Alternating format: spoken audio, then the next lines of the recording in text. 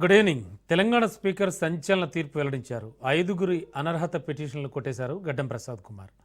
సభాపతి నిర్ణయంపై గులాబీ లీడర్లు ఆగ్రహం వ్యక్తం చేశారు. దొరికితే దొంగ, దొరక్కపోతే దొర అన్నట్టుగా మారిందని మండిపడ్డారు. ఆ 5గురు ఎమ్మెల్యేలు సేఫ్. మరి మిగతా 5గురు పరిస్థితి ఏమిటి? బీఆర్ఎస్ ఎమ్మెల్యేలు పార్టీ మారలేదా? రెబల్స్పై సభాపతి ఏం తేల్చారు? అసలు క్లీన్ చిట్ ఇవ్వడానికి కారణాలేంటి? జంప్ జిలానీలు కారులోనే ఉన్నారా? అయితే చేతిలో చేసి గాంధీ భవన్కు వెళ్ళిన కడియం దానం సంగతి ఏంటి? గులాబీ దళం భవిష్యత్ కార్యాచరణ ఏంటి?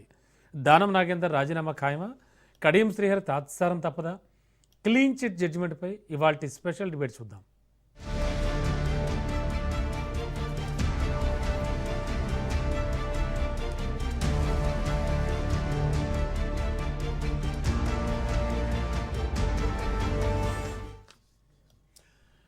తెలంగాణలో పార్టీ ఫిరాయింపు ఎమ్మెల్యేల వ్యవహారంలో కీలక పరిణామం చోటు చేసుకుంది. అసెంబ్లీ స్పీకర్ గడ్డం ప్రసాద్ కుమార్ సంచలన తీర్పిచ్చారు. 5గురు ఎమ్మెల్యేల అనర్హత పిటిషన్లను కొట్టివేశారు. ఎమ్మెల్యేలు తెల్ల వెంకట్రావు, బండ్ల కృష్ణమోహన్ రెడ్డి, గూడెం మహిపాల్ రెడ్డి, ప్రకాష్ గౌడ్, అరకిపూడి గాంధీ పార్టీ మారినట్టుగా ఆధారాలు లేవన్నారు. వాళ్లపై అనర్హత వేటుకు నిరాకరించారు. 10 మందిపై అనర్హత పిటిషన్లు దాఖలైతే 8 మందికి సంబంధించి విచారణను ఆల్రెడీ పూర్తి చేసేశారు. దానం నాగేందర్, కడియం శ్రీహరిపై దాఖలైన పిటిషన్లకు సంబంధించిన విచారణ ఇంకా పూర్తవలేదు. ఇక పోచారం, కాళే యాదయ్య, సంజయ్ కుమార్కు సంబంధించిన గురువారం తీర్పు వెలువడే అవకాశం కనబడుతోంది.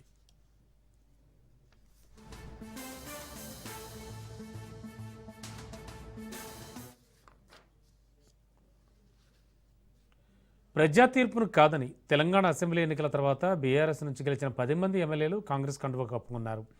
పార్టీ మారిన వాళ్లలో Khairatabad MLA Danam Nagender, station Ghanpur MLA Kadiyam Srihari, Bhadrachalam MLA Tella Venkatrao, Banswada MLA Pocharam Srinivasareddy, Gadwal MLA Krishnamohan Reddy, Chevella MLA Kali Yadaiah, Rajendra Nagar MLA Prakash Goud, Serilingampally MLA Arikapudi Gandhi, Patancheru MLA Gudem Mahipal Reddy, Jagtial MLA Sanjay కుమార్లు ఉన్నారు.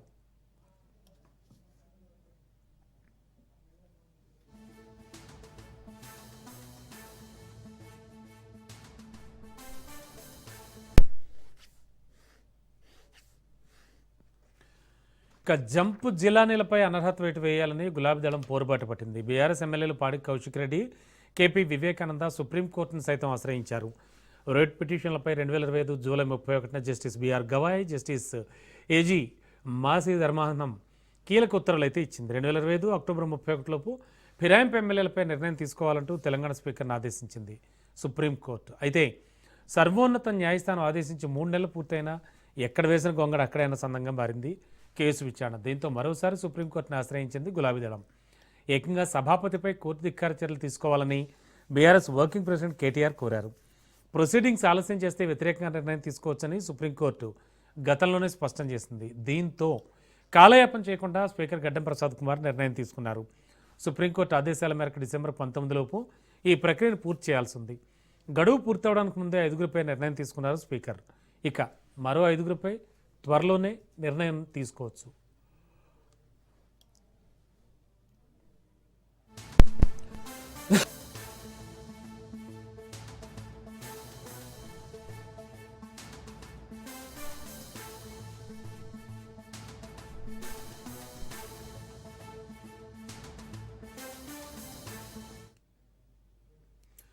జూబ్లీహిల్స్ కంటోన్మెంట్ మాదిరిగానే బైపోల్ ఎక్కడ జరిగినా సేమ్ ఫలితాలు రిపీట్ అవుతాయంటోంది హస్తం.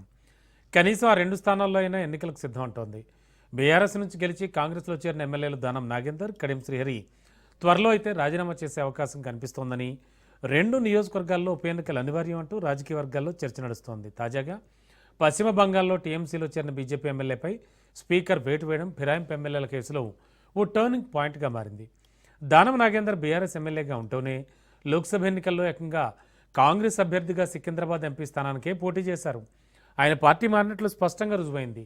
దానం కూడా బైపోల్కు వెళ్లేందుకు సిద్ధమంటూ సన్నిహితుల వద్ద చెప్తున్నారట. ఇక స్టేషన్ ఘన్పూర్ ఎమ్మెల్యే కడియం శ్రీహరి సైతం పార్టీ మారినట్లు బహిరంగంగా అంగీకరించారు. ఆయన కుమార్తె కడియం కావ్య కాంగ్రెస్ ఎంపీగా పోటీ చేసి గెలుపొందారు. కాంగ్రెస్ నిర్వహించిన అనేక సభలు, సమావేశాల్లో కడియం పాల్గొన్నారు.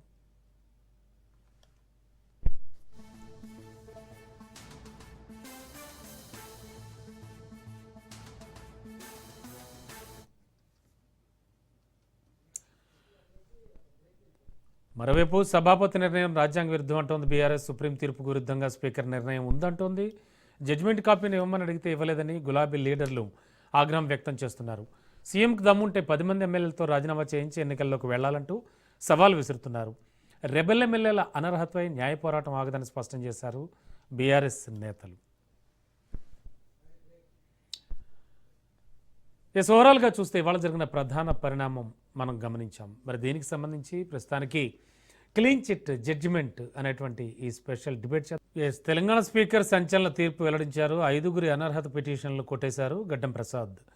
సభాపతి నిర్ణయంపై గులాబీ లీడర్లు అయితే ఆగ్రహం వ్యక్తం చేస్తున్నారు. ఓకే, ప్రస్తుతానికి ఇవాళ జరిగిన ఈ ప్రధాన రాజకీయ పరిణామం, దీనికి సంబంధించి మరింత అదనపు సమాచారం అలాగే విశ్లేషణ అందించడానికి మా ఇన్పుట్ ఎడిటర్ శ్రీకాంత్ లైవ్లో సిద్ధంగా ఉన్నారు. శ్రీకాంత్, యాక్చువల్లీ ఈ నిర్ణయాన్ని ఎలా తీసుకోవాలి? 5గురి ఈ పిటిషన్లు అంటే అనర్హత పిటిషన్లు కొట్టివేయడం కానీ, అలాగే ఇమీడియట్గా రెస్పాండ్ అయ్యారు, ఇమీడియట్గా స్పందించారు అటు దానం నాగేంద్ర కావచ్చు అండ్ ముఖ్యంగా స్టేషన్ ఘనపూర్ ఎమ్మెల్యే కడియం శ్రీహరి కావచ్చు. సో వారు ఏం మాట్లాడారో కూడా మీరు విన్నారు. సో ఓవరాల్గా చూస్తే కనుక దీనికి సంబంధించి అప్డేట్స్ ఏమిటి, వాట్ నెక్స్ట్ అనేది గులాబీ లీడర్లు ఆలోచిస్తున్నారంటారా? ఎలా విశ్లేషించుకోవచ్చు? ఇప్పటికే దీనికి సంబంధించి బీఆర్ఎస్ పార్టీ రెస్పాండ్ అవుతోంది. కాంగ్రెస్ పార్టీ దీన్ని సమర్థించినా కానీ బీఆర్ఎస్ పార్టీ దీన్ని వ్యతిరేకిస్తోంది. అయితే ఈరోజు ఉన్నటువంటి 5గురు ఎమ్మెల్యేల విషయంలో స్పీకర్ దీన్ని తోసిపుచ్చారు, దీన్ని కొట్టిపారేశారు. అయితే ఇప్పుడున్నటువంటి పరిస్థితుల్లో లేటెస్ట్ అప్డేట్, కడియం శ్రీహరి విషయంలో మాత్రం నేను కాంగ్రెస్ పార్టీ సభ్యత్వం తీసుకోలేదు, బీఆర్ఎస్ పార్టీకి సంబంధించి నేను అసలు బీఆర్ఎస్ పార్టీ సభ్యత్వాన్ని కూడా వదిలించుకోలేదు, బీఆర్ఎస్ పార్టీకి రాజీనామా కూడా చేయలేదు, సో నేను కాంగ్రెస్ పార్టీలో చేరానన్నది అవాస్తవం అంటూ కూడా కడియం శ్రీహరి ఇప్పటికే స్టేట్మెంట్ చేయడం జరిగింది. సో ఒక కీలకమైనటువంటి అప్డేట్ అనేది చెప్పాలి కడియం శ్రీహరి నుంచి. ఎందుకంటే ఆ రోజు పార్లమెంట్ ఎన్నికల, లోక్సభ ఎన్నికల సమయంలో కూడా మొట్టమొదటిసారి కేసీఆర్ అక్కడ ఉండి ఫస్ట్ ఉప ఎన్నిక ఇక్కడే వస్తామని చెప్పేసి కడియం శ్రీహరిని ఉద్దేశించి మాట్లాడినటువంటి పరిస్థితి. సో ఇప్పుడు కడియం శ్రీహరి దానిపైన రెస్పాండ్ అయ్యారు.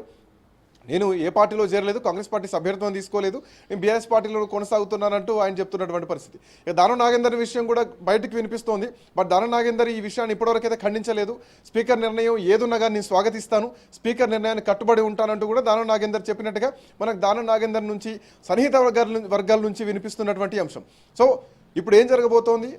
ఒక పాయింట్ ఏంటంటే, నేరం జరగలేదని చెప్పడం వేరు, దాన్ని కొట్టివేయడం చెప్పడం వేరు. ఇందాక రామ్మోహన్ రావు గారు కూడా అదే చెప్తున్నారు, అదే పాయింట్ని. సో ఇక్కడ సింపుల్గా దాన్ని అయితే తోసిపుచ్చారు, దాన్ని కొట్టివేశారు. బీఆర్ఎస్ పార్టీ చేసినటువంటి అలిగేషన్ ఏదైతే ఉందో దాన్ని స్పీకర్ తోసిపుచ్చడం జరిగింది. సో ఇక కోర్టుకు ఇచ్చేటువంటి సమాధానం మాత్రం కోర్టుకు ఇస్తున్నారు. ఎస్, ఇప్పటికే అటు వివేక్కి కూడా ఆయన లేఖ పంపించారంట, ఇప్పుడే తెలుస్తోంది మనకు. సో ఇవి ఎమ్మెల్యేలు ఎవరు కూడా పార్టీ మారలేదంటూ కూడా ఆయన పంపిస్తున్నటువంటి పరిస్థితి. రేపు పొద్దున సుప్రీంకోర్టు కూడా ఏదో చెప్తారు, మేము 5గురి విషయంలో ఎంక్వైరీ చేసినాం, మిగతా వాళ్ళ విషయంలో కూడా విచారణ జరిపి మేము ఒక నిర్ణయానికి వస్తూ ఒక తీర్పు చెప్తామంటారు. ఇంకా మిగతా ఇద్దరు మాత్రం ఇంకా విచారణకు హాజరు కాలేదు. సో హాజరు కానటువంటి పక్షంలో కడియం శ్రీహరి నుంచి ఒక నిర్ణయం వచ్చేసింది. ఇప్పటిదాకా స్పీకర్ ఏదైతే చెప్పారో కడియం శ్రీహరి విషయంలో కూడా కడియం శ్రీహరి ఆయన ఒక లేఖను విడుదల చేయడం జరిగింది. స్పీకర్కు లేఖ రాశారు, నేను ఏ పార్టీలో చేరలేదు, పార్టీ ఇంకా బీఆర్ఎస్ సభ్యత్వంలోనే ఉన్నాను, కాంగ్రెస్ పార్టీ సభ్యత్వం తీసుకోవాలని చెప్పారు. కానీ ఆయన తన కూతురు కడియం కావ్య ఎంపీగా వరంగల్ జిల్లా నుంచి పోటీ చేసినప్పుడు ఆయన చేసినటువంటి ప్రచారం పూర్తిగా కాంగ్రెస్ పార్టీకే, కాంగ్రెస్ పార్టీ గెలుపు కోసం ప్రయత్నం చేశారు, కాంగ్రెస్ పార్టీ గెలుపు కోసం తన కూతుర్ని గెలిపేయమన్నారు. అంతకుముందు బీఆర్ఎస్ పార్టీ బీఫామ్ ఇస్తే దాన్ని కాదని కాంగ్రెస్ పార్టీ బీఫామ్ తెచ్చుకున్నారు.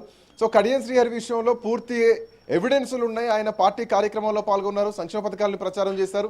ఈవెన్ మొన్న కూడా గ్రామ పంచాయతీ ఎన్నికల సమయంలో కూడా స్టేషన్ ఘనపూర్ పరిధిలో ఉన్నటువంటి గ్రామ పంచాయతీల్లో ఆయన కాంగ్రెస్ పార్టీకి ఓటేయమన్నారు. అక్కడ ఉన్నటువంటి మహిళలు కూడా నిలదీసి మాట్లాడారు. ఆ నిలదీసిన వీడియోలు కూడా సోషల్ మీడియాలో వైరల్ అయ్యాయి. సో కడియం శ్రీహరికి సంబంధించినటువంటి విషయంలో పూర్తి ఆధారాలు ఉన్నాయి. కాకపోతే ఆయన పార్టీ మారలేదని చెప్పినా కానీ పార్టీ మారారని చెప్పడానికి మాత్రం పూర్తి ఆధారాలు ఉన్నాయి. ఇవి ఖచ్చితంగా వీటి విషయంలో మాత్రం వేటుపడడానికి పూర్తి అవకాశాలని. ఇక ఇదే విషయం పైన దానం నాగేందర్ విషయంలో కూడా ఇంకా ఆయన ఎట్లాంటి లేఖ మాత్రం రిలీజ్ చేయలేదు. బట్ మనకున్నటువంటి సమాచారం ప్రకారం దానం నాగేందర్ స్పీకర్ నిర్ణయానికి కట్టుబడి ఉంటాను అంటూ తన సన్నిహిత వర్గాలకి చెప్పినట్టుగా మనకున్నటువంటి సమాచారం. సో ఆయన నుంచి ఇప్పటివరకు ఎట్లాంటి లేఖ రాలేదు. స్పీకర్ ఏ నిర్ణయం తీసుకున్నా దానికి ఖచ్చితంగా కట్టుబడి ఉంటా అంటూ దానం నాగేందర్ చెప్తున్నారు. అండ్ గతంలో కూడా దానం నాగేందర్ ఉప ఎన్నిక వస్తే సిద్ధంగా ఉంటానంటూ కూడా కొన్ని సంకేతాలు ఇచ్చారు. ఆయన గ్రౌండ్ లెవెల్లో కూడా ప్రిపేర్ చేసుకుంటున్నారన్నది కూడా వినిపించింది. ఈవెన్ జూబ్లీహిల్స్ ఉప ఎన్నిక సమయంలో కూడా అక్కడ టికెట్ అడిగారు అని పార్టీలో కొంత చర్చ కూడా బలంగా జరిగింది. ఎందుకంటే రేపు పొద్దున ఒకవేళ ఖైరతాబాద్కు ఉప ఎన్నిక వచ్చినా కానీ జూబ్లీహిల్స్ నుంచి పోటీ చేయడానికి అవకాశం ఉంటుంది అన్నటువంటి నేపథ్యం. సో ఇట్లాంటి నేపథ్యంలో దానం నాగేందర్ విషయంలో స్పష్టంగా ఉంది. ఈవెన్ కడియం శ్రీహరి విషయంలో కొంత ఏమైనా గుడ్డిలో మెల్లలాగా కొంత అటు ఇటుగా ఉన్నా కానీ దానం నాగేందర్ విషయంలో మాత్రం తప్పించుకోవడానికి ఏమాత్రం ఛాన్స్ లేదు. ఏకంగా ఆయన కాంగ్రెస్ పార్టీ బీఫామ్ మీదనే లోక్సభ ఎన్నికల్లో సికింద్రాబాద్ ఎంపీగా పోటీ చేసినటువంటి వ్యక్తి కాబట్టి ఆయన ఖచ్చితంగా కాంగ్రెస్ పార్టీ నుండి ఆయన ఈ స్పీకర్ విషయంలో వేటు పడక తప్పదని చెప్పాలి. అవన్నీ ముందుగా దృష్టిలో పెట్టుకొని స్పీకర్ ఏ నిర్ణయం తీసుకున్నా నాకు ఓకే అంటూ దానం నాగేందర్ నుంచి కొన్ని సంకేతాలు వస్తున్నాయి. ఆయన పార్టీ మారలేదు అని చెప్పడానికి అవకాశమే లేదు. ఎందుకంటే కాంగ్రెస్ పార్టీ టికెట్ మీదనే బీఫామ్ మీదనే ఆయన పోటీ చేశారు కాబట్టి. సో ఖచ్చితంగా ఈ అంశం మాత్రం తెలంగాణ రాజకీయాల్లో మహా అయితే ఇంకొక 1-1.5 నెల అంతే, ఒక పక్షం రోజుల్లో దీనికి సంబంధించినటువంటి ఒక 1 మాసం రోజుల్లో దీనికి సంబంధించినటువంటి ఏదో ఒక నిర్ణయం వచ్చేటువంటి అవకాశాలని రానున్నటువంటి తమిళనాడు, కేరళ లేదంటే పుదుచ్చేరి ఎన్నికలతో పాటు తెలంగాణలో ఈ ఉప ఎన్నికలు కూడా రాబోతున్నాయని చెప్పడంలో ఎట్లాంటి సందేహం అయితే లేదు. అయితే కడియం శ్రీహరి ఇచ్చినటువంటి లేఖను ఎంతవరకు స్పీకర్ పరిగణలోకి తీసుకుంటారు అన్నది చూడాలి. అండ్ మోర్ ఓవర్ ఈ స్పీకర్ నిర్ణయం తర్వాత స్పీకర్కి వేటు వేయమని ఏం చెప్పలేదు కోర్టు, నిర్ణయం తీసుకోమన్నారు. స్పీకర్ దీన్ని తోసిపుచ్చి ఒక నిర్ణయం తీసుకున్నారు. ఇప్పుడు ఇక న్యాయ సమీక్షలోకి వెళ్తుంది. సో ఖచ్చితంగా ఇది బీఆర్ఎస్ పార్టీకి కూడా కలిసి వచ్చేటువంటి అంశమే. ఎందుకంటే ఈ న్యాయ పోరాటం చేయడానికి స్పీకర్ కూడా మాకు సహకరించలేదు, స్పీకర్ కూడా ఈయన ఫాలో కావట్లేదు, రూల్స్ ఫాలో కావట్లేదు, ఈయన కూడా ప్రజాస్వామ్యాన్ని ఖూనీ చేస్తున్నారు, స్పీకర్ చైర్కి ఒక మరక తీస్తున్నారని చెప్పేసి దీన్ని ప్రచారంలోకి తీసుకెళ్తారు. ఇదే అంశాన్ని రేపు పొద్దున సుప్రీంకోర్టు కూడా తీసుకెళ్తారు. సో రేపు ఇక కంప్లీట్లీ ఇది సుప్రీంకోర్టు ఈ బాల్ సుప్రీంకోర్టు పరిధిలోకి వెళ్ళబోతుందని చెప్పడంలో ఎట్లాంటి సందేహం లేదు. బట్ ఏదేమైనా కానీ ఈ ఇద్దరి విషయంలో ఈవెన్ స్పీకర్ చెప్పిన అంశాల్లో కూడా కొన్ని పాయింట్స్ ఇంకా పూర్తి జడ్జిమెంట్ కాపీ రాలేదు బయటికి.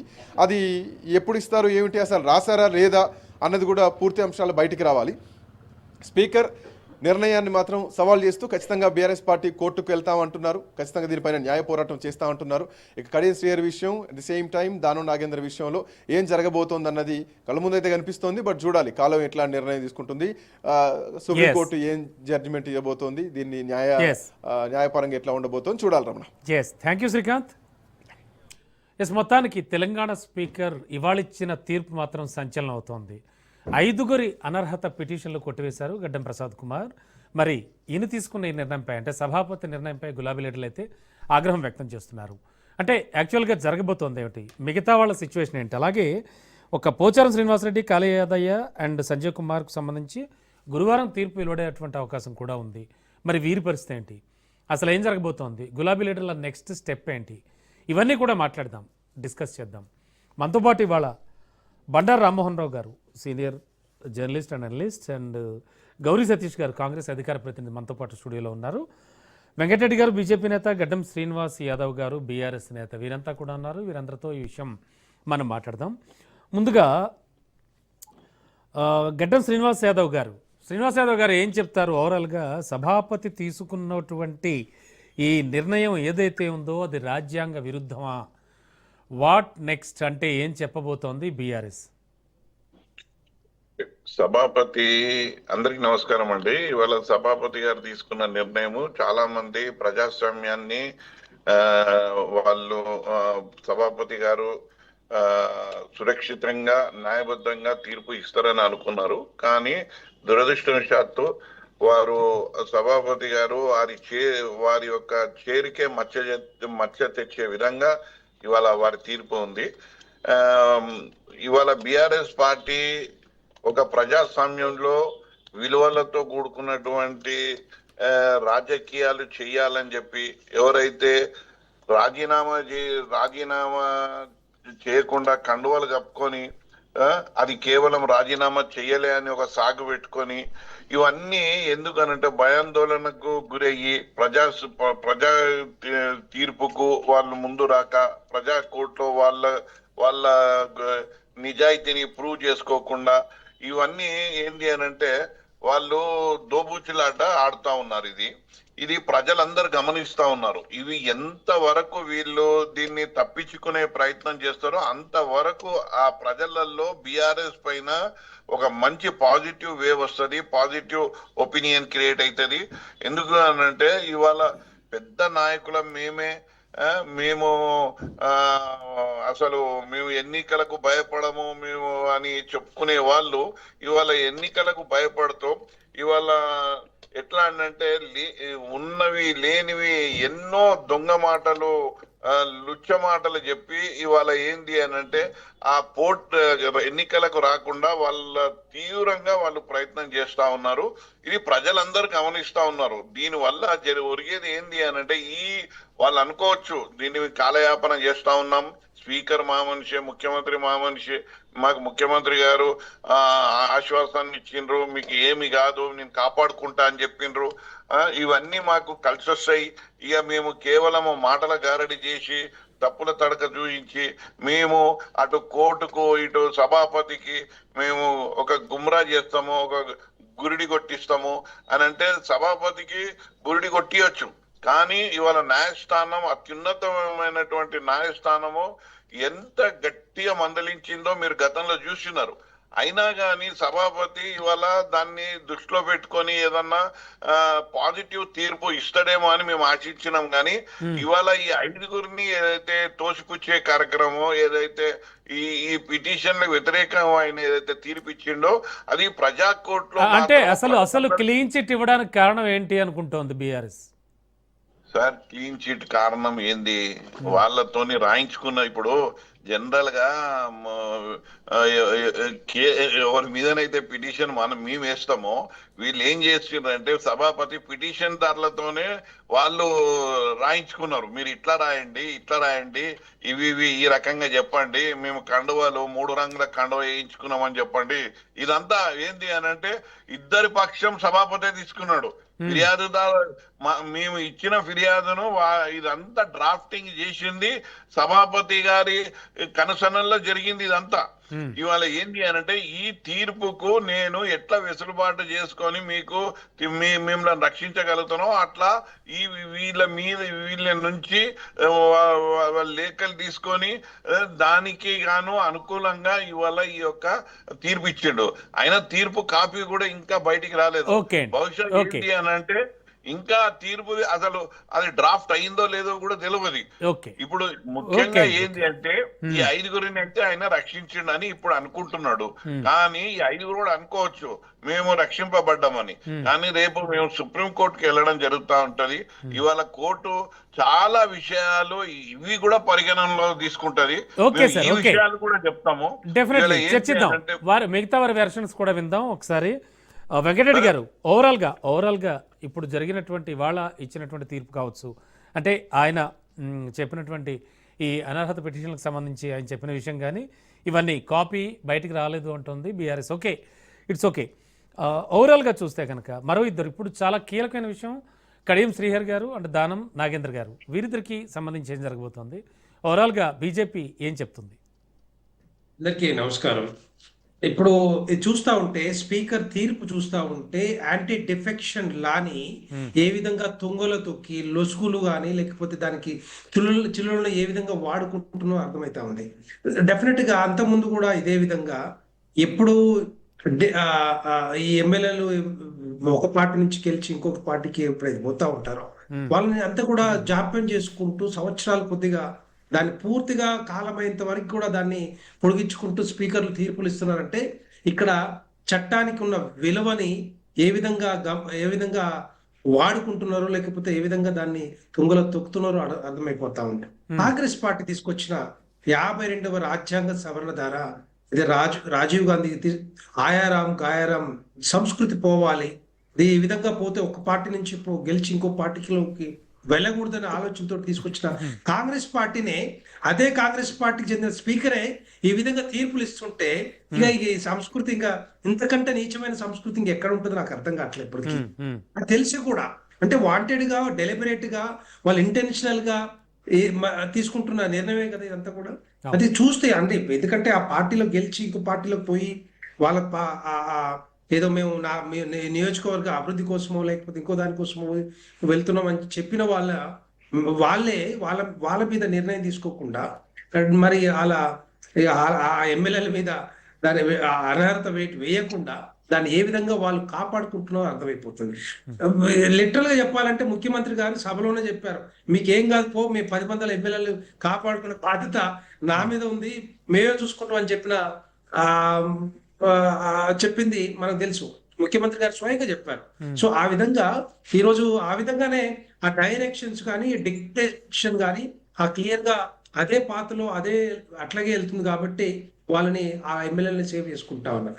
రెండవ పాయింట్ ఏంటంటే దానం నాగేంద్ర గారు కానీ కడియం శ్రీ గారు కానీ డెఫినెట్ గా వాళ్ళని సేవ్ చేసే అవకాశాలు ఎక్కడ కూడా కనిపించవు, అవకాశమే లేదు చెప్పాలంటే. ఎందుకంటే ఆయన ఎమ్మెల్యేకి రాజీనామా అంటే చేయకుండా ఓవరాల్ గా మిగతా 5గురి పరిస్థితి ఏమిటంటారు? ఎలాంటి తీర్పు రావచ్చు? మిగతా వాళ్ళు కూడా ఇదే విధంగా ఉంటది. మోస్ట్లీ ఆ ముగ్గురు ఏదైతే ఉన్నారో మిగతా ముగ్గురు దానం నాగేంద్ర కానీ కడియం శ్రీ కాకుండా మిగతా ముగ్గురు మీద కూడా ఇదే తీర్పు వచ్చే అవకాశాలు ఉంటాయి. డెఫినెట్ గా మనం చూస్తా ఉన్నాం, క్లారిటీ ఉంది కదా క్లియర్ గా. సో అదే తీర్పు వచ్చే అవకాశాలు ఉంటాయి. కాకపోతే సుప్రీంకోర్టు ఏదైతే కంటెంప్ట్ నోటీస్ ఇచ్చి 1 month లోగా November 17th లోగా మీరు నిర్ణయం చెప్పాలని చెప్పినప్పుడు దాంట్లో ఆ స్పీడ్ పెంచారు. లేకపోతే దాన్ని కూడా దీనికి ఇట్లా జాప్యం చేసుకుంటూ ఇంకో 3 years టైం పాస్ చేసేటోళ్ళు డెఫినెట్ గా. ఏదైతే బీఆర్ఎస్ పార్టీ హయాంలో కాంగ్రెస్ పార్టీ ఎమ్మెల్యేలు కానీ సిఎల్పి కానీ మర్జ్ ఏ విధంగా చేసుకున్నారు టీడీపీని కానీ, ఆ విధంగా చేసుకున్నా కూడా కనీసం కాంగ్రెస్ ఎమ్మెల్యేలు దాని గురించి పట్టించుకోలేదు. కానీ ఈ రోజు బీఆర్ఎస్ పార్టీ సీరియస్ తీసుకుంది కాబట్టి వాళ్ళ మీద 80% డిస్క్వాలిఫికేషన్. అంటే ఇప్పుడు మళ్ళీ సార్ వెంకటరెడ్డి గారు, ఇప్పుడు మళ్ళీ 19th టైం ఉంది కదా, ఆ లోపు ఖచ్చితంగా ఇవ్వాల్సి ఉంటుంది. సో ఆ ప్రకారంగా తీసుకున్న డెసిషన్ గా చూడొచ్చా ఇది? డెఫినెట్ గా అట్లాగే తీసుకునే అవకాశాలు ఉంటాయి. దేస్ నో ఇంకా దాంట్లో చేంజ్ ఏ ఉండదు. ఎందుకంటే వాళ్ళు అదే డైరెక్షన్ లో పోతున్నారు. వీళ్ళు ఒకటి ఆ ఎమ్మెల్యేని 8 మందిని కాపాడుకోవాలి, మిగతా 2 మీద మాత్రం డెఫినెట్ గా పడే అవకాశాలు ఉంటాయి. ఒకవేళ ఇది న్యాయ సమీక్షకు పోయి హైకోర్టు కానీ లేకపోతే సుప్రీంకోర్టు కానీ వాటి మీద డెసిషన్ ఏ విధంగా ఉంటుంది అంటే ఎవిడెన్స్ కూడా స్ట్రాంగ్ ఉండాలి. మళ్ళీ బిఆర్ఎస్ పార్టీ అయితే ఆ పిటిషన్ వేసిందో ఆ ఎవిడెన్స్ అంతా కూడా స్ట్రాంగ్ ఉంటే, సో అంటే ఖైరతాబాద్ స్టేషన్ ఘన్పూర్లలో ఖచ్చితంగా ఉప ఎన్నికలు వచ్చే అవకాశం కనిపిస్తున్నాయా? డెఫినెట్ గా వచ్చే అవకాశాలు ఉంటాయి. ఎందుకంటే క్లియర్ మనకు తెలుసు, ఒకటి దానం నాగేందర్ గారు బీఆర్ఎస్ నుంచి గెలిచిన వ్యక్తి, కాంగ్రెస్ లో ఎంపీగా పోటీ చేసిన వ్యక్తిని మరి డిస్క్వాలిఫై చేసుకుంటే ఇక చట్టాలు ఎందుకు నాకు అర్థం కావట్లేదు. ఆ చట్టాలు ఇంకా గారి గురించి అదే వాళ్ళ కూతురు వారి వెర్షన్ కూడా తీసుకుందాం. ఒక్క సెకండ్ గౌరీ సతీష్ గారు, ఏం జరుగుతోంది? యాక్చువల్లీ కీలక పరిణామంగా చెప్పచ్చు. ఇప్పుడు ఈ 5గురికి సంబంధించి వచ్చినటువంటి ఈ తీర్పు సంగతి పక్కన పెడితే మిగతా వాళ్ళ పరిస్థితి ఏమిటి? ముఖ్యంగా దానం కడియం ఇప్పుడు అందరి చూపు వారి వైపే ఉంది. ఏం జరుగుతోంది? ఎలా అంటే సమర్థించుకుంటారా ఏం చెప్తారు? ముందుగా చర్చలో పాల్గొంటున్నటువంటి బీఆర్ఎస్ సీనియర్ నాయకులు శ్రీనివాస్ యాదవ్ గారికి, వెంకటరెడ్డి గారికి, రామ్మోహన్ గారికి, మీకు రాజేంద్ర సాయంకాలం నమస్కారం తెలియజేస్తూ, అసలు ఈ పార్టీ ఫిరాయింపుల గురించి టీఆర్ఎస్ బీఆర్ఎస్ మాట్లాడితే దయ్యాలు వేదాలు వల్లించినట్టు. ఎందుకనంటే తెలంగాణ రాష్ట్రం ఏ ఆకాంక్షతో సాధించుకున్నామో వాటన్నిటిని తుంగలో దొక్కినటువంటి పార్టీ టీఆర్ఎస్ బీఆర్ఎస్ పార్టీ. ఎందుకు అనంటే పార్టీలే లేకుండా చేయాలనే ఉద్దేశంతో, ప్రజాస్వామ్యాన్నే కూనీ చేయాలనే ఉద్దేశంతో 32 మంది వివిధ హోదాల్లో ఉన్నటువంటి ఎమ్మెల్యేలు కానీ, ఎమ్మెల్సీలను కానీ, రాజ్యసభ సభ్యులను కానీ, పార్లమెంట్ సభ్యులను కానీ పార్టీ మారే విధంగా పార్టీ మార్చుకున్నటువంటి వాళ్ళను ఎమ్మెల్యేలుగా గెలిపినటువంటి, ఒక పార్టీలో ఎమ్మెల్యేలుగా గెలిచినటువంటి వాళ్ళను మంత్రి పదవులు ఇచ్చినటువంటి వాళ్ళు ఇప్పుడు వేదాలు వలిచినట్టు మాట్లాడితే అంతకంటే హీనమైనటువంటి, ఇందాక మా శ్రీనివాస్ గారు ఒక మాటలు లుచ్చ పని చేసింది ఎవరో బీఆర్ఎస్ వాళ్ళు ఆత్మపరిశీలన చేసుకోవాలి. అలాంటి మాటలు మాట్లాడే ముందు, అలాంటి చేష్టలు చేసే ముందు ఒకసారి ఆత్మపరిశీలన చేసుకోవాలి. కానీ మేమేం చెప్తున్నామంటే ఏదైతే వాళ్ళు చేసినటువంటి పనికి మేము ఎక్కడ కూడా స్టేట్మెంట్ ఇచ్చి ప్రభుత్వాన్ని పడగొడతాం, మా దగ్గర ఇంత డబ్బు ఉంది, 10 ఏళ్లలో మేము సంపాదించినామని చెప్పి ఎక్కడ కాంగ్రెస్ పార్టీ గతంలో స్టేట్మెంట్ ఇవ్వలేదు. కానీ వాళ్ళు చెప్పినటువంటి మాట, ఈ ప్రభుత్వం నిలబడదు, ఈ ప్రభుత్వాన్ని పడగొడతాం అని అంటే ఏ రాజకీయ పార్టీ అని ఆలోచన చేస్తుంది? పడగొడతాం అంటే నిలబెట్టుకోవాలని చెప్పి రాజకీయంగా ఏ రాజకీయమైన పార్టీ నిలబెట్టుకోవడంలో భాగంగా పన్నిన వ్యూహం ఇది. అందుకే వాళ్ళు చెప్పినటువంటి మాట, ఎవరైతే సీనియర్ ఎమ్మెల్యేగా ఉన్నటువంటి వాళ్ళు సంక్షేమ పథకాలకు ఆకర్షితులై మేము గౌరవ రేవంత్ రెడ్డి గారి సారథ్యంలో ఉన్నటువంటి ప్రజాప్రభుత్వంలో మేము చేరే కవితలు చెప్పినటువంటి స్టేట్మెంట్. మళ్ళీ కోర్టుకి వెళ్తా ఉంటున్నారు. మళ్ళీ ఇప్పుడు ఇవాళ తీర్పుకి సంబంధించి హానరబుల్ స్పీకర్ చైర్ అనేది ఒక dignified chair, irrespective of parties we have to respect that. రాజ్యాంగ విరుద్ధం అంటున్నారు వాళ్ళు ఏదైనా మాట్లాడతారండి. వాళ్ళు 32 మందిని చేర్చుకున్నప్పుడు వాళ్ళకి అవన్నీ నిజసూత్రాలు, వారిని లాలు, యాంటీ డిఫెక్షన్ లా, ఇందాక మా వెంకరెడ్డి గారు మాట్లాడుతున్నప్పుడు గోవాలో ఏం జరిగిందో వాళ్ళు అవన్నీ మర్చిపోతారు.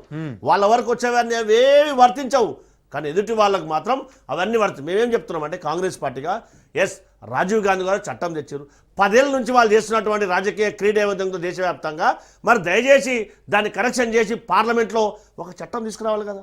ఎందుకు తీసుకురావట్లేదు? మరి ఆయారాం గయారాం గతంలో ఒక వ్యక్తి ఏ పార్టీలో ఉండి ఏ పార్టీలో గతంలో ఇది జరిగినటువంటి తతంగం ఎగ్జాంపుల్ ఉంది.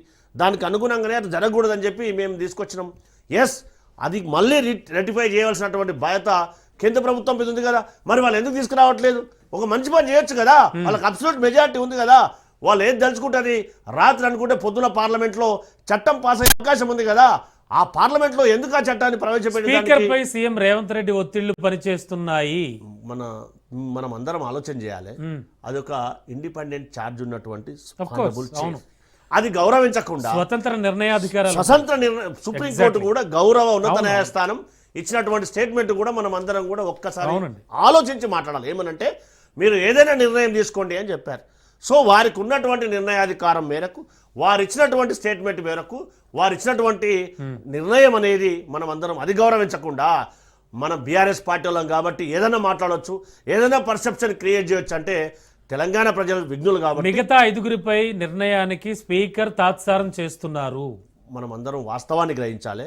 ఎప్పుడైనా ఒక జడ్జిమెంట్ వాళ్ళు ఏదైనా చేస్తారు, ఎందుకంటే వాళ్ళు ఏదన్నా మాట్లాడవచ్చు. ఎందుకంటే వాళ్ళు చేసింది గతంలో యావత్ తెలంగాణ సమాజం అంతా, ప్రపంచం అంతా చూసింది, అన్ని రాజకీయ పార్టీలు చూసారు, అందరూ కూడా చూశారు. అది మర్చిపోయిన వాళ్ళు ఇప్పుడు అది మర్చిపోయి వాళ్ళు ఏది పడితే అది మాట్లాడవచ్చు అనే ఉద్దేశంతో మాట్లాడుతున్నారు. మంచి పద్ధతి కాదు రాజకీయాలు. దాంతోపాటుగా గౌరవ స్పీకర్ గారు వారి స్టేట్మెంట్ తీసుకొని ఏ నిర్ణయమైనా ఆధారాలకు అతీతంగా ఖచ్చితంగా వారు నిర్ణయం తీసుకుంటారు. ఎందుకు ఇవ్వట్లేదు? ఇప్పుడు ఇంతకు ముందే కదా వారి స్టేట్మెంట్, ఇంతకు ముందు జడ్జిమెంట్ ఇచ్చింది. అది వచ్చేసరికి టైం పడుతుంది కదా, ఏం చేయాలి ఆలోచన చేయాలి కదా. అరే వచ్చేందుకు కూడా ఆగకపోతే వాళ్ళు చేసినటువంటి మన పరిస్థితి చూసాం కదా. ఇతర పార్టీలకు గెలిచినటువంటి గౌరవ ఎమ్మెల్యేలను చైర్మన్లుగా చేశారు, మంత్రులుగా చేశారు. అది మర్చిపోయి ఇప్పుడు మాట్లాడితే ఒకరొక్కరుగా వాళ్ళు పిలిచి పార్టీలనే విలీనం చేసుకున్నటువంటి ఘనత రామ్మోహన్ రావు సార్ విశ్లేషణ తీసుకోవాలి. డెఫినెట్లీ అండి. ఇంకా తెలంగాణలో పార్టీ ఫిరాయింపు ఎమ్మెల్యేల వ్యవహారంలో కీలక పరిణామం చోటు చేసుకుంది. అసెంబ్లీ స్పీకర్ గడ్డం ప్రసాద్ కుమార్ సంచలన తీర్పు ఇచ్చారు ఇవాళ. దీనికి సంబంధించి మనం ఈ డిబేట్ చేస్తున్నాం. మనతో పాటు బండారు రామ్మోహన్ రావు గారు, అలాగే గౌరీ సతీష్ గారు, వెంకటరెడ్డి గారు, గడ్డం శ్రీనివాస్ యాదవ్ గారు వీరున్నారు. వీరితో మాట్లాడుతున్నాం. సార్ రామ్మోహన్ రావు సార్, ఓవరాల్గా అన్ని పార్టీల వెర్షన్ విన్నారు మీరు.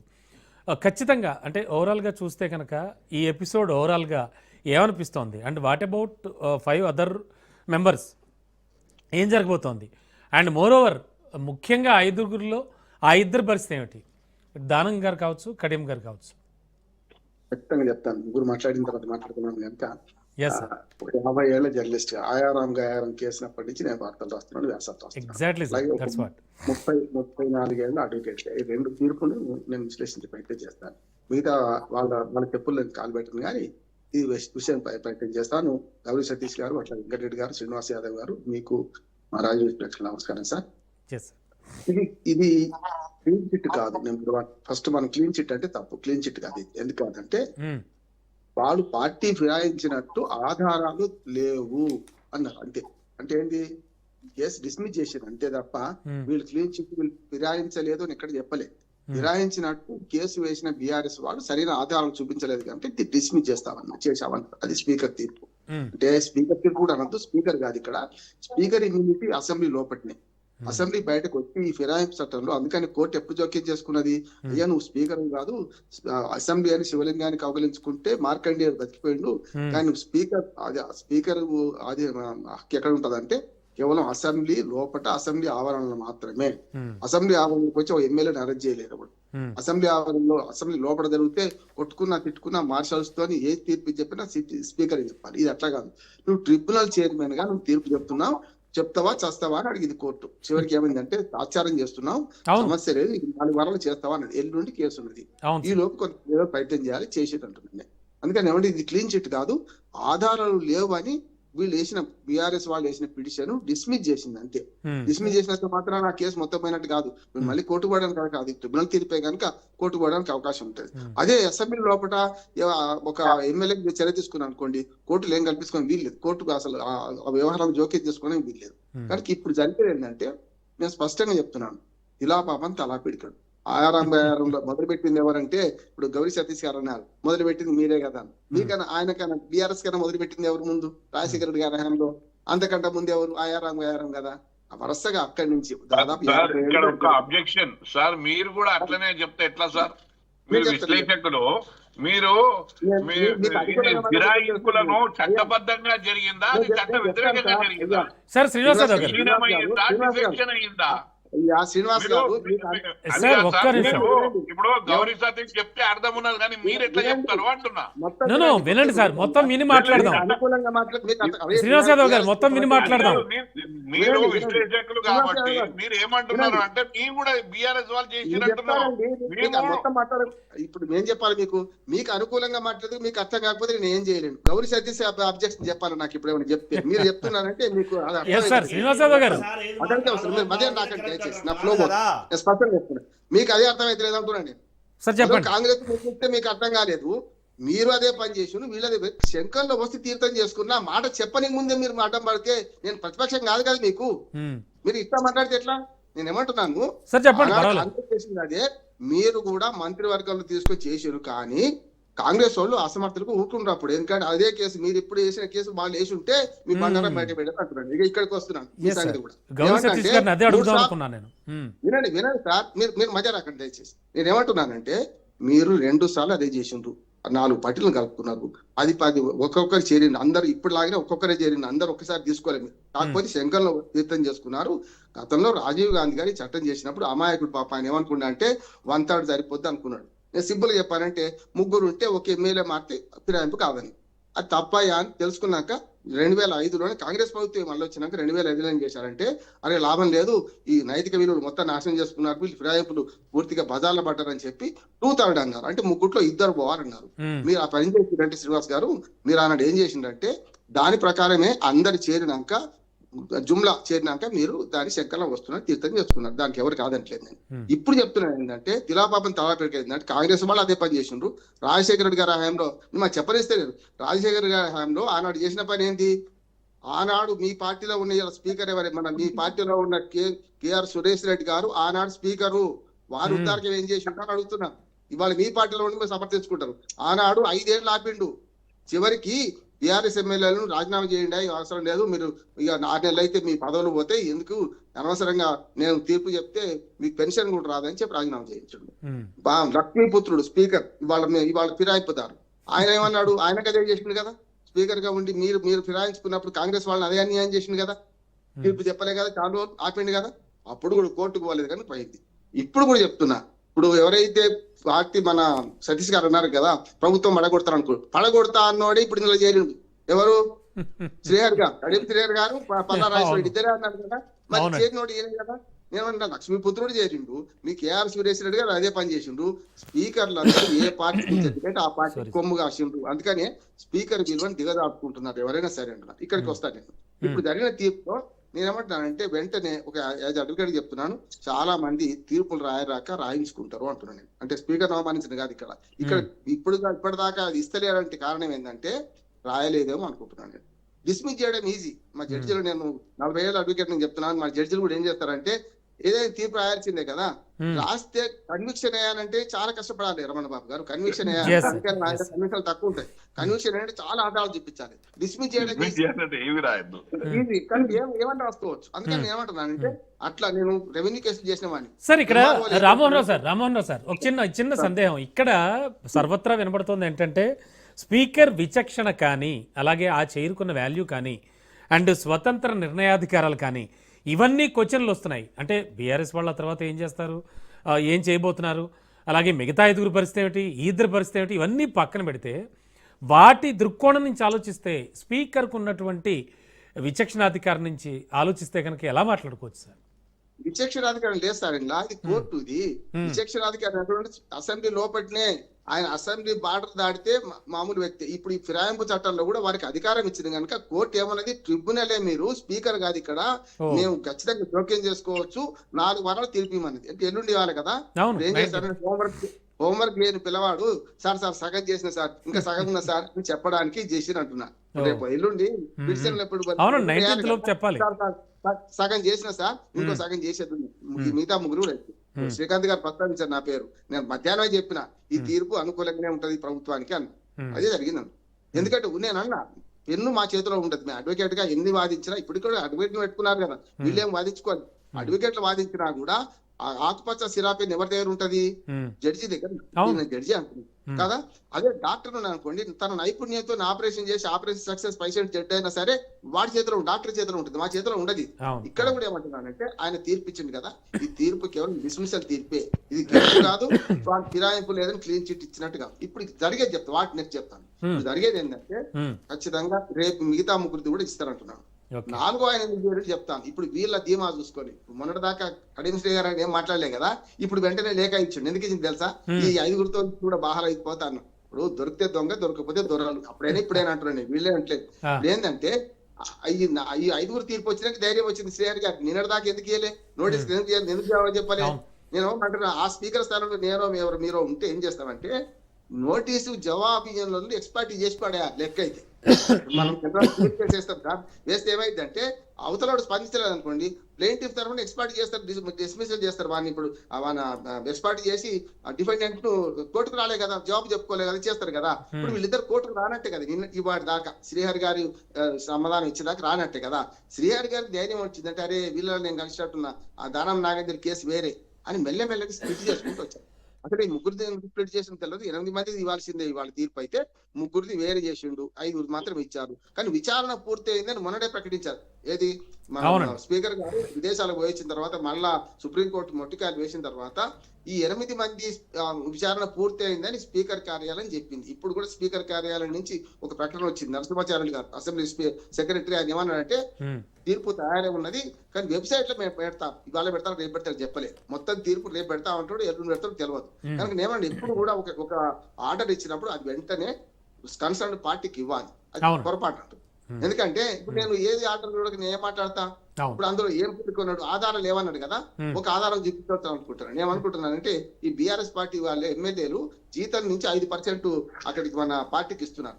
అదొక ఆధారం కాంగ్రెస్ వాళ్ళకి బలంగా ఉన్నదంటున్నాను నేను. అదేమన్నా ఉటంకిస్తుందా అనేది ఒకటి.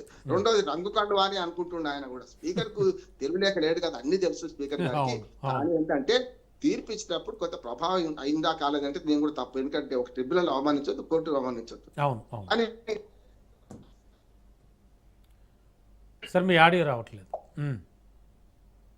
అంటే నేను ఏమంటున్నానంటే ఇందులో ఈ స్పీకర్ అవమానించడం కాదు, కానీ ఒక తీర్పు చెప్పే క్రమంలో ఏంటంటే ఇవన్నీ పరిగణలోకి తీసుకొని నాకు ఆధారాలు ఏమంటున్నాడు, ఆధారాలు చూపెట్టాల్సిన బాధ్యత మళ్ళీ ఏది పిటిషన్ మీద ఉంది కనుక రేపు హైకోర్టుకు పోతారు. హైకోర్టులో సింగిల్ బెంచ్ జడ్జి అంటే సుప్రీంకోర్టుకు పోతామంటున్నారు. కానీ సుప్రీంకోర్టులో కేవలం తీర్పు తొందరగా చెప్పమనే వచ్చింది. కానీ దీని మీద హైకోర్టు పోయిరమ్మంటారు. చూడండి మళ్ళీ సుప్రీంకోర్టు కూడా ఈ కోర్టులు ఎట్లా ఉంటాయంటే దుర్మార్గంగా కిందికి పోయిరమ్మంటారు. మళ్ళీ ఇప్పుడు ఏం చేయాలి, సింగిల్ బెంచ్ నుంచి మళ్ళీ ముందు పెట్టాలి. ఇంకో 6 నెలలు ఇక్కడ ఓడవదు, రావణ కాస్టల్లా కేసు ఓడవదు. ఇంకోటి కూడా చెప్తున్నాను, ఒకవేళ దానం నాగేందర్ గారిని కూడా డిస్మిస్ చేసింది అనుకోండి, ఏది మన ఆయనను అనర్హత పిటిషన్ అనర్హత వేసిన అనుకోండి, ఎన్నికలు కూడా ఇప్పుడు కావంటున్నాను. ఎప్పుడు వస్తాయి చెప్తాను. మన పశ్చిమ బెంగాల్, తమిళనాడు, కేరళ, పుదుచ్చేరితో వస్తాయి. ఇంకా 5 నెలలు ఉంది ఆ ఎలక్షన్. 2026 ఏప్రిల్ మేలో జరగాలి. కనుక దాంతోనే వస్తాయి. చూసా కదా మన ఉప ఎన్నికలన్నీ ఊడ్చిపడేసింది. మొత్తం దేశాన్ని ఉప ఎన్నికలు లేవు ఏమైనా చేస్తే తప్ప. కనుక ఎప్పటి దాకా ఉంటది, ఇంకో 5 నెలల దాకా ఉంటది. అంటే దానం నాగేందర్ ఎన్నికలు కూడా మనం కుటుంబంటే పండుగ అంటే లేదు, ఇంకో 5 నెలలు జరుగుతుంది. ఒకటి. రెండోది ఏమంది అంటే ఈ శ్రీహరి గారి కూడా ప్రత్యేకమైన కేసే. మొన్న పంచాయతీ ఎన్నికల్లో ప్రచారం చేసిన కాంగ్రెస్ పార్టీకి ఓటేయమని. అంతకు ముందు కూడా తన బిడ్డ కోసం కాంగ్రెస్ పార్టీకి ఓటేయమన్నాడు. మెడలో కండువా కప్పుకున్నాడు. ఈ దేవుని కండువా అంటే అయితే వీల్లేదు ఆయనది. కానీ ఈ 8 మంది 5 తీర్పు చూసుకొని ఆయన పిటిషన్ వేసిండు కదా, నేను కూడా మారలేదు, నేను అదే పార్టీలో ఉన్నానని వీళ్ళందరినీ అంటున్నాను. అప్పుడైనా ఇప్పుడే అది తక్కువేం కదా, అప్పుడు పాతది కూడా. ఇప్పుడు ఏమంటున్నానంటే కౌశిక్ రెడ్డి చేసిన ప్రశ్న నేను అడుగుతున్నాను. వీళ్ళు అసెంబ్లీలో ఎక్కడ కూర్చున్నారు మొన్నటి దాకా కదా, అసెంబ్లీలో ఏ పక్కన కూర్చున్నారు? ప్రతిపక్షం కుడి కూర్చున్నా, ఎడం కూర్చున్నారు, కుడికే కూర్చున్నారు కదా. అంటే టెక్నికల్ ఇష్యూస్ ఇవన్నీ కూడా టెక్నికల్ సార్ నేను ఏమంటున్నా అంటే కాదు, ఇప్పుడు నేను ఏమంటున్నా ముఖ్యమంత్రి గారి ప్రకటన ఉంది కదా. ముఖ్యమంత్రి గారు స్పష్టంగా మేము 10 మంది చేరిండు, ఇంకా 16 మంది వస్తే కేల్కతా దుకాణం బంద్ అన్నాడు కదా. 10 మంది చేరినాడు ముఖ్యమంత్రి ప్రకటన ఉన్నది. అట్లానే వీళ్ళందరూ ఒక్కొక్కరు కూడా మేము బీఆర్ఎస్ లో చేరినామని అన్నారు కదా. తర్వాత ఎప్పుడైతే పదవులు పోతాయని భయపడిన కృష్ణమోహన్ రెడ్డి గారు ప్లేట్ ఫిరాయించారు. నేను జర్నలిస్ట్ మీద కేసు పెడతా అన్నారు, నా పార్టీ మీద కేసు పెడతా అన్నారు. తర్వాత మహిపాల్ రెడ్డి గారు నేను కేసీఆర్ బొమ్మ నా వెనక ఉందా లేదా చూసుకోమన్నారు. ఇప్పుడు ముంజేతికి అనడానికి అర్థమైంది సార్. నేను ఒకటే అంటున్నా, ప్రజల తీర్పు వచ్చేది ఉంటది. ప్రజల తీర్పు ఎంత గట్టిగా ఉంటది అంటే రేవంత్ రెడ్డి గారు ఒక పిలిపించారు ఆ మధ్యాహ్నం. ఏమనంటే ఎవరు ఫిరాయింపుదారుని తరిమి కొట్టండి, ఫిరాయింపుదారులను ఓడించండి అన్నట్టు. 12 మంది చేరింది సార్ అంతకుముందు కాంగ్రెస్ పార్టీ నుంచి. అంతకుముందు 13, తర్వాత 12 మంది చేరింది కదా. ఈ 12కు ఒక్కతే సబితా రెడ్డి గెలిచింది. నాకు తెలియదు శ్రీనివాస్ యాదవ్ గారు ఇంకా సవరణ చేయాలి. ఎందుకంటే ఒక్కరే సబ్జెక్ట్, మిగతా 11 ఓడిపోయింది. అంటే ప్రజల తీర్పు పెద్దది కదా అంటున్నాను. పెద్దది కదా. ఒకటే మాట ఇప్పుడు జరిగేది ఏంటంటే రేపు ఈ కేసు మీద బీఆర్ఎస్ వాళ్ళు కోర్టుకు పోతారు. మళ్ళా సుప్రీం కోర్టుకు పోతే సుప్రీం కోర్టు నిజంగా తీసుకుంటే మంచిదే, ఓ స్టెప్ పోయినట్టే లెక్క. కానీ సుప్రీం కోర్టు కనుక మళ్ళీ వెనుకోమన్నది అనుకోండి, మళ్ళీ కథ మొదటికి వస్తుంది. బాలు హైకోర్టులో పడుతుంది. హైకోర్టులో కూడా సింగిల్ బెంచ్, డివిజన్ బెంచ్ ఇవన్నీ పోతే ఏడాది అయిపోతాయి. గతంలో లాగానే 3 ఏళ్ల పుణ్యకాలం కలుస్తుంది అనుకుంటున్నాను నేనైతే. ఇది ముందర పడేది కాదు, ఇప్పుడు చేసేది కాదు. కానీ నైతికంగా బాధ్యత ఎమ్మెల్యేల మీద అంటున్నాను. ఒకటి ఎన్నికలు కూడా ఇప్పుడు రావంటున్నాను. ఓకే సార్ శ్రీనివాస్ యాదవ్ గారు ఏం చెప్తారు? ఎన్నికలు కూడా ఇప్పట్లో లేవంటున్నారు. చాలా బండారు గారు చాలా స్పష్టంగా క్లుప్తంగా విశ్లేషణ చేసిండ్రు, చాలా చక్కగా చేసిండ్రు, చాలా అద్భుతంగా చేసిండ్రు. చివరికి వారు తటస్థంగా ఉండి ఒక మాట చెప్పిండ్రు, ఏంటి అని అంటే ప్రజా కోర్టులోనే ఇది మనము దీని నిర్ణయం అనేది తేలుతుంది. ఈ ప్రజా కోర్టులో నిర్ణయం ఆల్రెడీ ఎస్టాబ్లిష్ అయిపోయింది. ఇవాళ వీళ్ళు ఎంత దొంగ లెక్కలు, వీళ్ళు గురుడి కొట్టించే మాటలు, ఇవన్నీ చట్టంలో ఉన్న లుసుకులు ఇవన్నీ వాడుకున్నా గానీ ప్రజా కోర్టులలో వీళ్ళకు ఖచ్చితంగా శిక్ష పడుతుంది. ఇవాళ నాయకులు అనేవాళ్ళు ప్రజల మధ్య నుంచి వచ్చి ఎన్నికల నుంచి ఎన్నికైన వాళ్ళను నాయకులు అంటారు. మీరు ఎన్నికైనరు మళ్ళీ మీకు అనర్హత వేటు వేయించుకొని మీకు అంతే ధైర్యం ఉంటే మీరు కాదు మేము నిజాయితీగా ప్రూవ్ చేసుకుంటామంటే ఎన్నికలకు రావాలి. కానీ ఎన్నికలకు రాకపోవడానికి వీళ్ళ భయాందోళన ఏదైతే ఉందో అది స్పష్టంగా ప్రజల దృష్టిలో వీళ్ళు సరే ఉప ఎన్నికలు వచ్చాయి చూడండి, గెలిచేది ఎవరు? ప్రతి ఉప ఎన్నిక ఏం చెప్తోంది సార్? ఇప్పుడు వీళ్ళ ఉప ఎన్నిక వేరే, మొన్న వచ్చిన ఉప ఎన్నిక వేరే. వీళ్ళు ఏంటంటే ఒక పార్టీలో గెలిచి ఒక పార్టీని మోసం చేసి దగా చేసి కుట్ర పూని వాళ్ళ సొంత లావాదేవీల గురించి కాంగ్రెస్ పార్టీలో పోయి అక్కడ పోయిన వాళ్ళు కూడా మేము ఏడున్నామంటే మీకు తెలుసు కదా, మేము ఏడున్నామో గాడనే ఉన్నాము అని అంటారు. వీళ్ళు ఏం మాటలు? ఇది నాయకులు మాట్లాడే మాటలా? ఇది ఒక పద్ధత? ఇది ఒక ప్రజాస్వామ్యంలో రేపు మళ్ళా నాయకులు అనేవాళ్ళు ప్రజలను ఎదుర్కోవాలి. ప్రజాక్షేత్రంలో మనం నాయకులం కావాలంటే ఓటు ప్యాటర్న్ అనేది ఎన్నుకోవాలి, మనం ఎదుర్కోవాలి. అలాంటిది తప్పించుకొని ఇవాళ తిరిగితే వీళ్ళని నాయకులు ఎట్లా అవుతారు? వీళ్ళని దొంగలు అంటారు. నాయకులు అన్నారు, వీళ్ళని దొంగలు అంటారు. ఇది నేను ఎందుకు చెప్తున్నా అంటే, ఏదైనా మీరు ధైర్యంగా పోయినాము, అవును మేము పోయినాము, పార్టీ ఫిరాయించినాము. కేసీఆర్ గారు కానీ ఇప్పుడు మీరు గతంలో బీఆర్ఎస్ పార్టీ ఎన్నోసార్లు సందర్భము ఏదైనప్పటికీ కూడా ప్రజాక్షేత్రంలో మళ్ళీ ఓటు ద్వారానే ప్రజల మద్దతును ప్రస్ఫుటం చెయ్యాలి అని చెప్పి ఎన్నో సందర్భాలలో ప్రజా కోర్టుకి వెళ్ళిండ్రు. ప్రజా తీర్పును సార్ రామ్మోహన్ రావు సార్ మాట్లాడిన దాంట్లో మీరు వినే ఉంటారు, అబ్జర్వ్ చేశారు ఆల్రెడీ. అంతకుముందు వైఎస్ఆర్ వీళ్ళందరూ కూడా చేసిందే కదా అంటున్నారు సార్. ఇక్కడ వినండి, ఒకటి చెప్తున్నాను, మేము చేసింది చట్టబద్ధతతోని. ఇప్పుడు వారే చెప్పిండ్రు, మేము శంకులో తీర్థం లాగా మేము ఏ కారణం ఏదన్నా కానీ ప్రజా దృష్టిలో చట్టం దృష్టిలో ఒక పద్ధతిగా విలీనం చేసుకొని 2/3 మెజారిటీతోని మేము విలీనం చేసుకున్నాం. కాదనగా అంటలేం కదా మేము. ఈ పద్ధతి లేదు కదా. ఈ పద్ధతి లేనప్పుడు దాన్ని ప్రజా కోర్టులో మీరు జవాబుదారీతనంగా ఎందుకు ఉంటలేరు? ఎందుకు దొంగచాటుగా వ్యవహరిస్తున్నారు? ఎందుకు మాటలు మారుస్తున్నారు? ఎందుకు భయాందోళనకు గురవుతున్నారు? ఎందుకు ఆ ముఖ్యమంత్రి పంచిన చేరి మీ యొక్క నైతికతని ఎందుకు పోడగొట్టుకుంటున్నారు? అదే విధంగా ఇవాళ స్పీకర్ గారు ఎంత అత్యున్నతమైనటువంటి న్యాయస్థానం, ఆ సభకు స్పీకర్ గారు అనేది ఒక హైయెస్ట్ చైర్, అది ఒక అపెక్స్ బాడీ. దానికి కూడా ఇవాళ గడ్డం ప్రసాద్ గారు మచ్చ తెచ్చే కార్యక్రమం తెచ్చిండ్రంటే అది చరిత్రలో వారు కూడా నిలిచుంటారు. ఇవాళ ఏంది అని ఇలాంటి సందర్భం ఓకే అండి, వాట్ నెక్స్ట్ ఒక క్లుప్తంగా చెప్పండి. వాట్ నెక్స్ట్ ఏం చేయబోతున్నారు? బీఆర్ఎస్ ఏం చేస్తోంది? బీఆర్ఎస్ పార్టీ అంతిమంగా మీరు ఎవరు ఏం న్యాయస్థానాన్ని ఆశ్రయిస్తాం, న్యాయస్థానంలో మళ్ళా బలంగా మా వాదన వినిపిస్తాం, సాక్ష్యాధారాలను రుజువు చేస్తాం, ఇవన్నీ చేసే క్రమం అయితే ఉంటుంది. ఈ పనిలో మేము ఉంటాము. అయినా కానీ ఇవాళ నైతికంగా ఓటమి పాలయ్యింది కాంగ్రెస్ అని మేము చెప్తా ఉన్నాం. ఓకే అండి, ఓకే, ఒక్క నిమిషం సార్. షూర్ వెంకటరెడ్డి గారు షూర్ సార్. శ్రీనివాస్ యాదవ్ గారు ఒక్క నిమిషం వెంకటరెడ్డి గారి వెర్షన్ కూడా తీసుకోవాలి సార్. చెప్పండి రామ్మోహన్ రావు సార్. ఒక 6 నిమిషాలు పరిష్కారం వైపు పోదామంటున్నాడు. ఎందుకంటే బీజేపీ వాళ్ళు మాట్లాడే ముందు వెంకటరెడ్డి గారు మాట్లాడే ముందు ఆ సూచన స్వీకరిస్తారని నా ఉద్దేశం ఏంటంటే ఇది గుడుగుడు కొంచెం ఆట వద్దు. ఇవన్నీ జరిగిన ఇప్పటిదాకా జరగాల్సింది ఏంటంటే కేంద్ర ప్రభుత్వం ఒక చట్టం చేయాలి. అయ్యా ఈ స్పీకర్ కి అధికారం తీసేసి ఎలక్షన్ కమిషన్ కి ఇవ్వండి అంటున్నాను. ఎందుకంటే గతంలో కోర్టు కూడా సుప్రీం కోర్టు గతంలో 2 ఏళ్ళు శిక్ష దాటితే వాళ్ళకి వెంటనే అనర్హత వేటి వేయండి అని ఇస్తే సుప్రీంకోర్టు తీర్పును అనుసరించి కేంద్ర ప్రభుత్వం చేసింది కదా. ఏది చట్టం మన రాహుల్ గాంధీ పదవి పోయింది, లక్షద్వీప్ లో ఒక ఎంపీ పదవి పోయింది కదా. మళ్ళీ తర్వాత అప్పీల్ పోతే వచ్చేసింది. గతంలో లాగా జయలలితనో లాలూ ప్రసాద్ యాదవ్ లాగా కాలే కదా. నా సూచన ఏంటంటే ఇప్పుడు దీన్ని విన్ సొల్యూషన్ చేద్దాం. 0 సమ్ గేమ్ ఆడితే ఇన్ననే గుడుగుడు కొంచెం అవుతుంది. నేనేమంటున్నానంటే కేంద్ర ప్రభుత్వం విజ్ఞప్తి చేస్తున్నా, ఇప్పుడు ఈ తమాషా చూడకండి. వీళ్ళు ఇప్పుడు ఇవన్నీ జరుగుతున్నాయి. మీరైతే చేసుకోలే కదా. రాజగోపాల్ రెడ్డి గారిని మీరు రాజీనామా చేసిన చేర్చుకున్నారు కదా. అందుకని నేనేమంటున్నానంటే ఒక పరిష్కారం శాశ్వతంగా జరిగేది ఏంటంటే ఈ స్పీకర్లకు అధికారం ఉన్న రోజులు ఇమ్యూనిటీ పట్టుకొని రకరకాల నాటకాలు ఆడుతున్నారు కదా. స్పీకర్ కాదు ఎలక్షన్ కమిషన్ ఎందుకు అధికారం ఉంటుంది అంటున్నా అంటే బీఫామ్ యాక్సెప్ట్ చేసేది ఎవరు? ఎన్నికలప్పుడు వేసినాక బీఫామ్ లేకపోతే శ్రీనివాస్ యాదవ్ గారు టీఆర్ఎస్ పార్టీ అంటే ఒప్పుకోరు. వాళ్ళు బీఫామ్ ఉందా లేదా చూస్తారు కదా. అందుకని నేనేమంటున్నా అంటే బీఫామ్ యాక్సెప్ట్ చేసే దగ్గరనే పార్టీ సస్పెండ్ చేసినా లేకపోతే పార్టీ నుంచి వాళ్ళంతా వాళ్ళు వెళ్ళిపోయినా లేకుంటే ఇట్లా ఫిరాయింపు చేసినా వెంటనే పదవి ఏర్పాటు వెంకటరెడ్డి గారు మాట విందాం. చట్టం చేయమని కోరుతున్నాను సార్. వెంకటరెడ్డి గారు అంటే రామ్మోహన్ రావు సార్ చెప్పిన దాంట్లో చాలా వరకు నిజం ఉంది, న్యాయం ఉంది. అంటే ఆ స్థాయిలో ప్రయత్నిస్తారా? ఆ స్థాయిలో ఏమైనా చేయగలుగుతారా? డెఫినెట్ గా ఇట్లా నిర్ణయాలు వస్తే, స్పీకర్ నిర్ణయాలు ఇట్లా ఈ విధంగా వస్తే డెఫినెట్ గా చట్టం చేయాల్సిన అవసరం వస్తుంది. ఎందుకంటే అవకాశం కూడా ఉంది.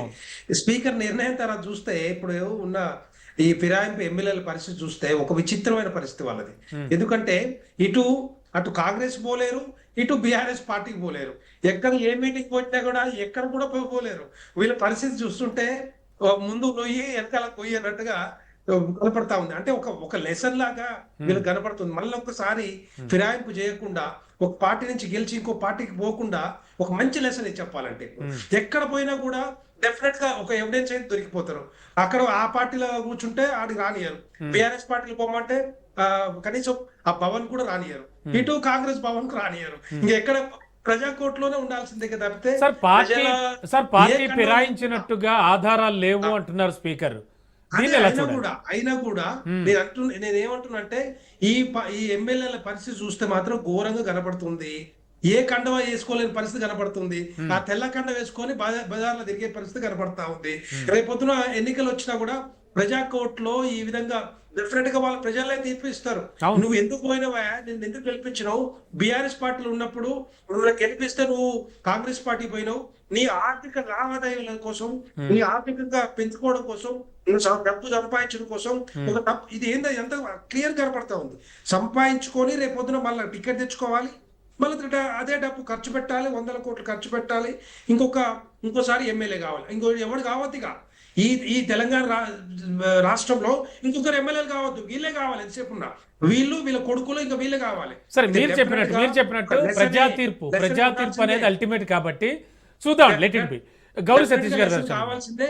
ఇంకొకసారి చేయకుండా చట్టం కూడా తీసుకురావాలి ఖచ్చితంగా అవసరం. ఎందుకంటే దీనికి తెలంగాణ రాష్ట్రం వచ్చిన తర్వాత మంచి సంస్కృతి నేర్పించాల్సిన బాధ్యత మన మీద ఉంటుంది, ఎమ్మెల్యే Yes. మీద ఉంటుంది, Yes, sir. ముఖ్యమంత్రి గారి మీద ఉంటుంది. కానీ ఫస్ట్ మొదటి ముద్దాయి తెలంగాణ రాష్ట్రం వచ్చినాక ఇలాంటి సంస్కృతిని తీసుకొచ్చింది, నీచ సంస్కృతి తీసుకొచ్చింది మొదటి ముద్దాయి బీఆర్ఎస్ పార్టీ. డెఫినెట్ గా బీఆర్ఎస్ పార్టీ చేసిన తర్వాత ఓకే, ఒక్క నిమిషం సార్, ఒక్క నిమిషం. గౌరీ సతీష్ గారి దర్శనం తీసుకోవాలి మనం. అది తప్పది కూడా చేయొద్దు. అంటే మీకు 88 ఉండండి 88 ఎమ్మెల్యేలు ఉన్నాక మీకు ఎందుకండి నాకు అర్థం కాదు.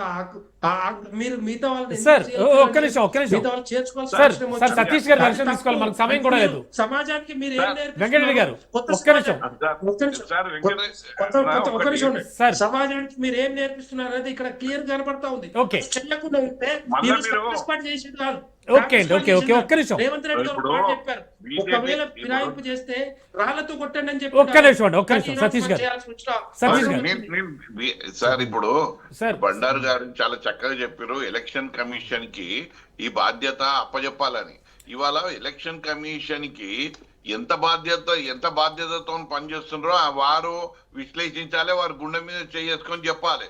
ఇవాళ ఎలక్షన్ కమిషన్ కి కూడా ఇవాళ మీరు అందులో ఉన్నటువంటి ఎన్ని లుసుగులు ఎన్ని ఇప్పుడు ఉన్న బీజేపీ ఒక్క ప్రభుత్వం నిమిషం. వాళ్ళను ఒక కీలు బొమ్మగా ఎలక్షన్ కమిషన్ శ్రీనివాస్ యాదవ్ గారు, మాట ఇది మీరు కీలు బొమ్మ గుర్తించాలి. కాదు, ట్రాన్స్ఫర్ మనం ఆయన- ఎలక్షన్ కమిషన్ కి సార్ బాధ్యత ఒక్క నిమిషం, ఒక్క నిమిషం. మన ఎలక్షన్ కమిషన్ కి ఇస్తే సరిపోదు. ఎలక్షన్ కమిషన్ కూడా బీజేపీ సార్ ఒక్క సెకండ్, ఒక్క సెకండ్. చేతుల్లోనే ఉన్నది. సార్ అలా ఎవరికి వాళ్ళు మాట్లాడుకుంటూ వెళ్ళిపోతే మీనింగ్ ఉండదు. ఒక్క సెకండ్. సార్ ఒక్క సెకండ్. మోడీ గారు వచ్చిన తర్వాత సిస్టమ్స్ కరెక్ట్ చేసుకున్నాం. సిస్టమ్స్ ఫాలో అయ్యే బాధ్యత షూర్. ఒక్క సెకండ్. అది డెఫినెట్ గా అది నేర్చుకోవాల్సిన ఓకే సార్. వెంకటరెడ్డి గారు కేసీఆర్ గారు చూపించాలి. దారి చూపించాల్సింది నువ్వు దారి తప్పుతున్నారు మీరు. సార్ ఒక్క నిమిషం, దారి ఒక్క నిమిషం. చూపించాల్సింది దారి తప్పుతున్నారు. సార్ ఒక్క నిమిషం. దారి తప్పి సతీష్ ఎక్కడో గారు, అడవులకు మీరు చెప్పండి. ఇది కాదు సమాజం. ఒక్క నిమిషం వెంకటరెడ్డి గారు, ఒక్క నిమిషం. మనకు సమయం కూడా ఎంతో లేదు. వారి వెర్షన్ కూడా తీసుకోవాలి ప్లీజ్. ఒక్క సెకండ్.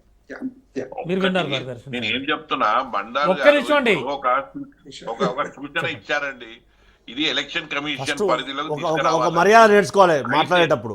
ఒకరు మాట్లాడమన్నప్పుడు ఇంకొకరు మాట్లాడకూడదని కనీస మర్యాద ఎవరైనా కానీ అది కనీసం అలవరుచుకుంటే మంచిదన్న పర్సనల్ ఒపీనియన్. దాంతో పాటుగా మా మిత్రులు బీఆర్ఎస్ నాయకులు గౌరవ రామ్మోహన్ సార్ గారు మాట్లాడుతూ శంఖంలో తీర్థం చేసుకున్నారు అని, కానీ ఆ తీర్థాన్ని ఏ విధంగా బొట్టు చేసి చేసుకున్నారో చెప్పడం మర్చిండ్రు రామ్మోహన్ సార్ గారు. దయచేసి అది కూడా అందరి సమాజానికి చెప్తే కూడా బాగుండేదని నా personal opinion, Congress party opinion కూడా. ఎందుకనంటే వారు ఎప్పుడు ఎమ్మెల్యేలను ఎంతమందిని కలిపి ఎల్పీని విలీనం చేసుకొని ఈ 4 పార్టీలను ఏ విధంగా తెలంగాణ రాష్ట్రంలో పార్టీలే లేకుండా ఏ విధంగా చేశారో కూడా సమాజానికి చెప్తే కూడా బాగుండేది అనేది కూడా కాంగ్రెస్ పార్టీ. ఎందుకనంటే మీరు ఏమన్నారంటే రామ్మోహన్ సార్ గారు మీరు ఏమన్నారంటే శంఖంలో వస్తే తీర్థం చేసుకున్నారు అనుకున్నారు, కానీ ఆ శంఖంలో ఎన్ని బొట్లు పోసి ఆ తీర్థాన్ని ఏ విధంగా చేశారో కూడా దయచేసి మీరు చెప్పలేదు. కాబట్టి మేమేమంటున్నామంటే కాంగ్రెస్ పార్టీలో ఉన్నటువంటి ఎమ్మెల్యేలను గెలిచినటువంటి మంత్రులు చేసినటువంటి ఘనత బీఆర్ఎస్ పార్టీదండి. కానీ అది మర్చి ఇప్పుడు వేదాలు వల్లించినట్టు మేం చెప్తున్నామంటే గౌరవ స్పీకర్ గారు చేయను గౌరవించిన బాధ్యత ప్రతి పౌరునిపైన ఉంది. అది మర్చి ఎవరైతే సుప్రీంకోర్టు ఆదేశానుసారం ట్రిబ్యునల్లో ఉన్నటువంటి మీరు ఎవరైతే ఆధారాలు లేవు కాబట్టి పార్టీ మారినట్టుగా ఆ ఆధారాలు లేవు కాబట్టి ఖచ్చితంగా కేసు డిస్మిస్ చేస్తున్నామని చెప్పడం అనేది జరిగింది. అది వాస్తవాన్ని గ్రహించకుండా మనం ఏది పడితే అది మాట్లాడడం అనేది సమంజసం కాదు. కేంద్ర ప్రభుత్వం నిజంగా చిత్తశుద్ధి ఉంటే దేశవ్యాప్తంగా ఏ పార్టీ సింబల్ పైన గెలిచినటువంటి వ్యక్తి అయినా కానీ ఎవరైనా కానీ పార్టీ మారితే దానికి తగినటువంటి చర్యలు తీసుకునే విధంగా పార్లమెంటు ఇద్దరిని మినహాయిస్తే కనుక మిగతా వాళ్ళకి కూడా క్లీన్ చిట్ వచ్చే అవకాశం ఉందా? ఎవరిని ఏం చేయాలని గౌరవ స్పీకర్ గారు వారు ఇచ్చినటువంటి ఆధారంగా వారు పిటిషనర్ ఏ విధంగా ఆధారాలు ఇచ్చారనేది దాన్ని బేస్ చేసుకొని కదా మనం ఆధారాలు ఇచ్చేది. ఇందా గౌరవ రామ్మోహన్ గారు ఏ విధంగా ఉంటది ఏంది కోర్టు కథ అన్ని వివరాలు చెప్పారు కదా. దాన్ని మనము కోర్టు పరిధిలో ఉన్నప్పుడు మనం చర్చించమనేది సమంజసం కాదు. కానీ ఏ విధంగా స్టేట్మెంట్ వస్తుంది, ఏ విధంగా జడ్జిమెంట్ వస్తుంది, జడ్జిమెంట్ ఎవరు రాస్తారనేది కూడా గౌరవ రామ్మోహన్ రావు గారు చెప్పారు. కాబట్టి దాన్ని మనం చర్చించమని సమంజసం కాదు కదా. ఖచ్చితంగా సమయానుకూలంగా స్పీకర్ గారు నిర్ణయం తీసుకుంటారు. థ్యాంక్ యూ సతీష్ గారు. Sir Rammohan Rao sir thank you so much. Venkatareddy గారు అండ్ శ్రీనివాస్ యాదవ్ గారు థ్యాంక్ యూ సో మచ్ అండి ఈ డిబేట్లో పాల్గొన్నందుకు. సో ఇది వాళ్ళ స్పెషల్ డిబేట్. చూస్తూనే ఉండండి రాజ్ న్యూస్.